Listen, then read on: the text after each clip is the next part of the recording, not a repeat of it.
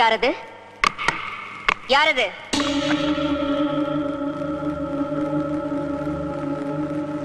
யாரது? நான் சங்கரன் தம்பி. துரோகி! கதவை தர! தர கதவை! கதவை தர! நீ யாரு?